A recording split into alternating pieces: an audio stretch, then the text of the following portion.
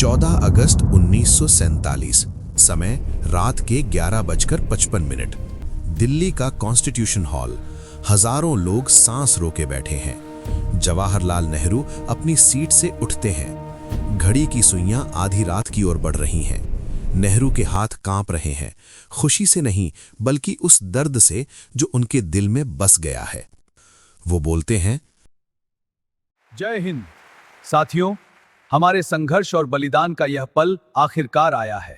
एकता और अटल संकल्प के साथ हम एक मजबूत भारत आज रात बनाएंगे। हम तकदीर से मुलाकात कर रहे हैं। हॉल में तालियां गूंज गई हैं, लेकिन तालियों के ठीक पीछे एक और आवाज है, एक दूर की चीख, एक मां की आवाज जो पंजाब के किसी जलते गांव में अपने बच्चे को खो रही है। एक बेटे की आवाज जो लाहौर स्टेशन पर अपने बाप से हमेशा के लिए बिछड़ रहा है। आजादी मिली थी, लेकिन साथ मिला था एक खून से लिखा तोहफा, बंटवारा।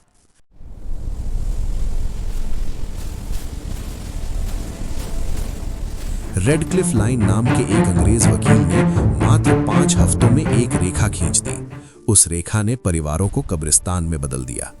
अनुमान है 10 से 20 लाख लोग मारे गए, 75 लाख बेघर हुए, हजारों लड़कियां अगवा हुईं, सिखों के गुरुद्वारे जले, मुसलमानों की दुकानें लुटीं, हिंदुओं के मंदिर ढहाए गए। भारत को आजादी मिली, लेकिन उसकी गोद में एक मुर्दा बच्चा था, विभाजित भारत। ठीक उसी रात जब नेहरू अपना भाषण दे रहे थे, पाकिस्तान के संस्थापक मोहम्मद अली जिन्ना कराची में एक और भाषण दे रहे थे। उनके चेहरे पर विजय थी, उनकी आंखों में चमक थी। उन्होंने कहा, हमने अपना अलग देश ले लिया है, अब हम कश्मीर लेंगे। और यहीं से शुरू होती है हमारी कहानी, एक ऐसे नए भारत की कहानी जिसने ठान लिया था, हमारी एक एक इंच जमीन का मोल हम खून से चुकाएंगे, लेकिन कोई छीन नहीं सकता। ये कहानी है 5 युद्धों की, 5 ऐसी लड़ाइयों की जिन्होंने भारत का नक्शा बदला, इतिहास बदला और दुनिया को बता दिया, ये वो भारत नहीं जो सदियों तक गुलाम रहा। कहानी 1, 1947, जब पहाड़ों पर दुश्मन चढ़ाए। श्रीनगर, 22 अक्टूबर 1947, सुबह के 3 बजे। 70 वर्षीय महाराजा हरि सिंह नींद से चौंक कर उठे। बाहर कोई जोर जोर से दरवाजा पीट रहा था। उनके मंत्री अंदर घुसे। चेहरा सफेद पड़ा हुआ था। महाराज, पाकिस्तानी सेना सीमा पार कर चुकी है। 5000 कबायली हमलावर बारामूला पहुंच चुके हैं। वे सबको मार रहे हैं, मंदिर जला रहे हैं, लड़कियों को उठा रहे हैं। श्रीनगर बस 50 किलोमीटर दूर है। हरि सिंह के पसीने छूट गए। उनके पास सेना नहीं थी। उन्होंने तुरंत भारत सरकार को संदेश भेजा, मुझे बचाओ, मैं अपनी रियासत भारत में मिलाने को तैयार हूं, बस जल्दी आओ।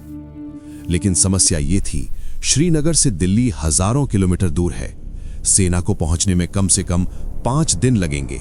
तब तक श्रीनगर जल चुका होगा। तब क्या हुआ? दिल्ली में नेहरू और सरदार पटेल ने एक असंभव फैसला लिया। उन्होंने कहा, सड़क से नहीं, हवाई मार्ग से जाओ। 27 अक्टूबर 1947, सुबह 8:30 बजे, श्रीनगर एयरपोर्ट, जो उस समय मात्र एक कच्ची पट्टी थी, पर डकोटा विमान उतरे। विमानों से उतरे भारतीय सैनिक, एक सिख रेजिमेंट। उनके जूते अभी भी दिल्ली की धूल से सने थे। उन्हें पता था कि वे लौटकर नहीं जाएंगे। ब्रिगेडियर राजेंद्र सिंह स्पैरो ने सैनिकों से कहा, बच्चों, आगे बड़गाम में दुश्मन है, उसके पास अमेरिकी बंदूकें हैं, हमारे पास सिर्फ साहस है, लेकिन साहस ही काफी है, चलो। बड़गाम का युद्ध। दोनों सेनाएं आमने सामने थीं। गोलियां खत्म हो गईं। फिर क्या? भारतीय जवानों ने अपनी गोलियों के खाली डिब्बे दुश्मन पर फेंके। सीना जोरी हुई, संगीनें चलीं। 5 घंटे की इस लड़ाई में 200 पाकिस्तानी मारे गए, बाकी भाग गए। श्रीनगर बच गया। कहानी का अंत नहीं, ये युद्ध 1 जनवरी 1949 तक चला। अंत में संयुक्त राष्ट्र ने युद्ध विराम करवाया। भारत को कश्मीर का 2/3 हिस्सा मिला, पाकिस्तान को 1/3। लेकिन कश्मीर आज भी आग में जल रहा है, क्योंकि उस पहली लड़ाई में जो बीज बोया गया था, उसका नाम था विवाद। कहानी 2, 1965, जब टैंकों ने आग उगली। अगस्त 1965, पंजाब का मैदान, गर्मी 45 डिग्री। पाकिस्तान के जनरल अयूब खान को लगता था कि भारत कमजोर है। 1962 में चीन से हार के बाद भारत की सेना बिखर गई थी, ऐसा उनका मानना था। उन्होंने एक योजना बनाई, ऑपरेशन जिब्राल्टर। नाम सुनने में अच्छा था, लेकिन काम था खौफनाक। 30,000 पाकिस्तानी सैनिक भेष बदलकर कश्मीर में घुस आए। उनका काम था आतंक फैलाना, विद्रोह भड़काना और कश्मीर को भारत से अलग करवाना। लेकिन भारतीय खुफिया विभाग आईबी को भनक लग गई। 1 सितंबर 1965 सुबह 4 बजे पाकिस्तान ने छंब सेक्टर में बड़ा हमला बोला। उनके पास थे अमेरिकी पैटर्न टैंक, दुनिया के सबसे खतरनाक टैंक। भारत के पास थे पुराने ब्रिटिश सेंचुरियन टैंक। एक तरफ आधुनिक हथियार, दूसरी तरफ जुनून। 10 सितंबर असल उत्ता नाम का एक छोटा सा गांव, यहां इतिहास की सबसे बड़ी टैंक लड़ाई हुई। दोनों तरफ से 400 टैंक आमने सामने थे। पाकिस्तानी सेना के कमांडर ने दिल्ली तक पहुंचने का सपना देखा था, लेकिन भारतीय सेना के ब्रिगेडियर कैंडिथ ने एक चाल चली।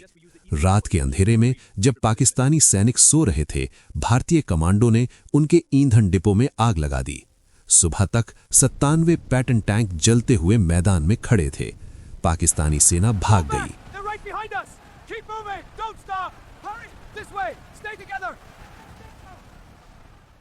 ब्रिगेडियर कैंडिथ ने तब कहा था कि पैटर्न टैंक बहुत अच्छे हैं, लेकिन उन्हें चलाने वाले पाकिस्तानी हमारे सामने टिक नहीं सके। लेकिन कहानी का दिल दहला देने वाला हिस्सा यह है कि इस युद्ध के बीच भारत के प्रधानमंत्री लाल बहादुर शास्त्री ने देश को एक नारा दिया, जय जवान जय किसान। जय जवान जय किसान। 10 जनवरी 1966 को शास्त्री जी ताशकंद गए। समझौते पर हस्ताक्षर हुए। उसी रात उनके दिल ने धड़कना बंद कर दिया। आज तक कोई नहीं जानता क्या वाकई दिल का दौरा था या कुछ और, लेकिन इतना तय है, शास्त्री जी की मौत ने पूरे देश को रुला दिया। कहानी 3, 1971, जब एक राष्ट्र का जन्म हुआ। 25 मार्च 1971, ढाका विश्वविद्यालय, रात के 11 बजे। छात्र अपने कमरों में सो रहे थे। अचानक गोलियों की आवाज। पाकिस्तानी सेना ने विश्वविद्यालय को घेर लिया। जो भी दिखा मार दिया। छात्रावासों में आग लगा दी। ये ऑपरेशन सर्च लाइट था। पाकिस्तानी सेना ने अपने ही लोगों पर हमला बोल दिया। पूर्वी पाकिस्तान, आज का बांग्लादेश के नागरिकों पर। अगले 9 महीनों में पाकिस्तानी सेना ने वहां अत्याचारों का वो दौर शुरू किया जिसे भूलना नामुमकिन है। अनुमान है 30 लाख लोग मारे गए। 2 लाख से अधिक महिलाओं के साथ बलात्कार हुए।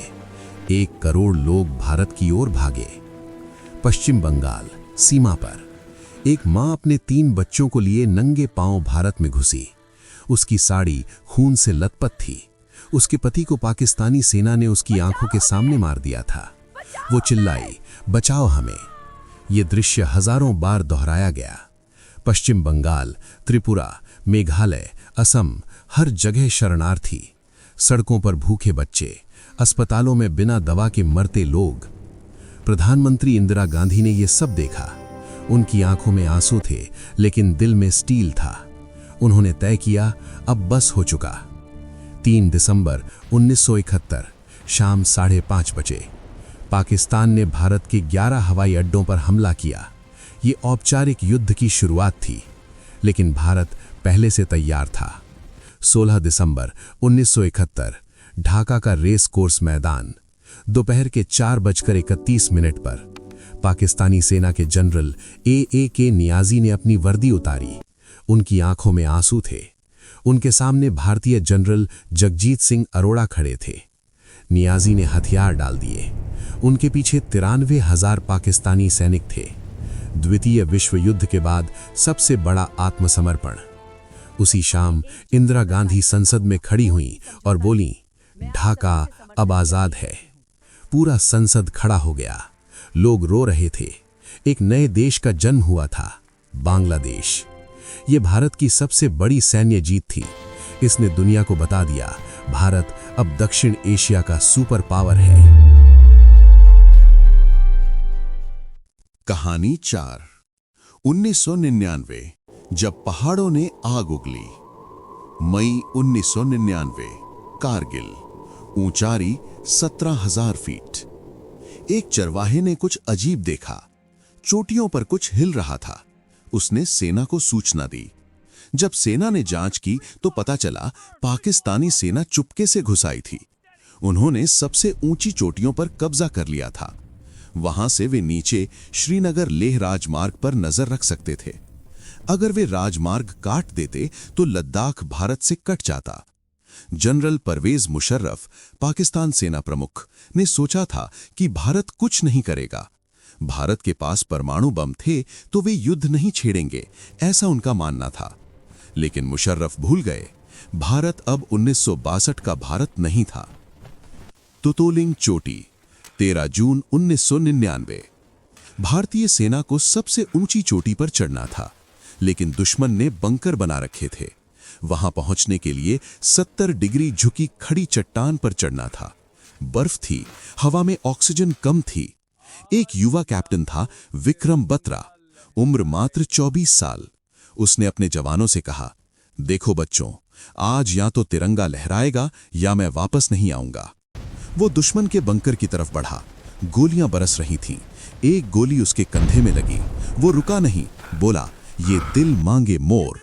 उसने बंकर के अंदर ग्रेनेड फेंका। धमाका, 3 दुश्मन मारे गए। लेकिन तभी एक और गोली उसके सीने में लगी। विक्रम बत्रा वहीं ढेर हो गए। उनके अंतिम शब्द थे, जय हिंद। आज उस चोटी का नाम है बत्रा टॉप। 26 जुलाई 1999। पाकिस्तानी सेना पीछे हट गई। भारत ने हर इंच जमीन वापस ले ली। प्रधानमंत्री अटल बिहारी वाजपेयी ने देश को संबोधित किया, हमने जीत हासिल की है, लेकिन ये जीत हमारे जवानों के खून से लिखी गई है। तब से हर 26 जुलाई को कारगिल विजय दिवस मनाया जाता है।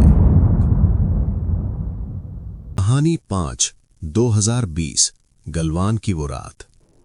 15 जून 2020, गलवान घाटी, रात के 8 बजे।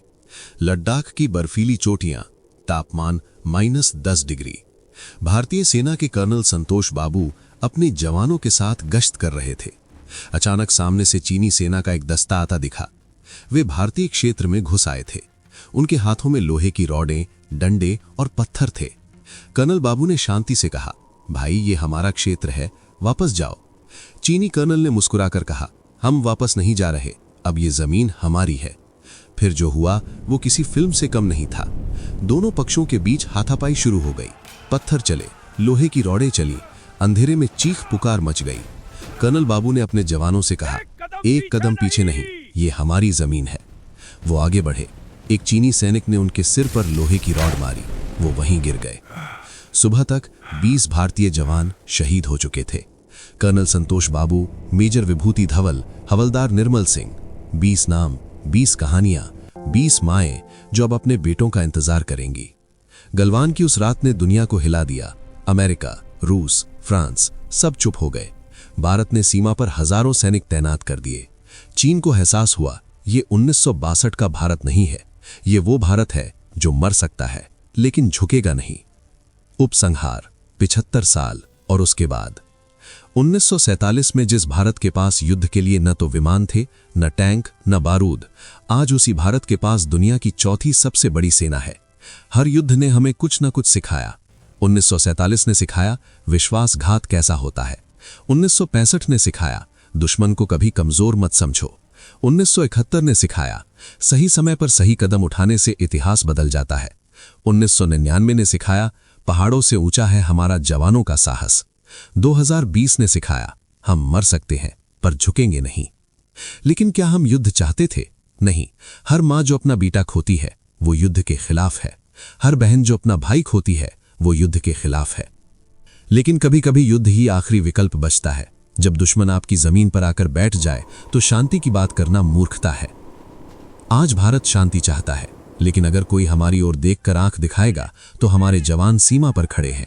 उनके कंधों पर ही ये देश सुरक्षित है। तो अगली बार जब आप किसी जवान को देखें तो उसके पास जाकर कहें, धन्यवाद भाई, तुम्हारी वजह से ही मैं आज बिना डरे सो पाता हूं। क्योंकि सच यही है, जवान जिंदा रहेगा तो देश जिंदा रहेगा। जय हिंद, जय भारत।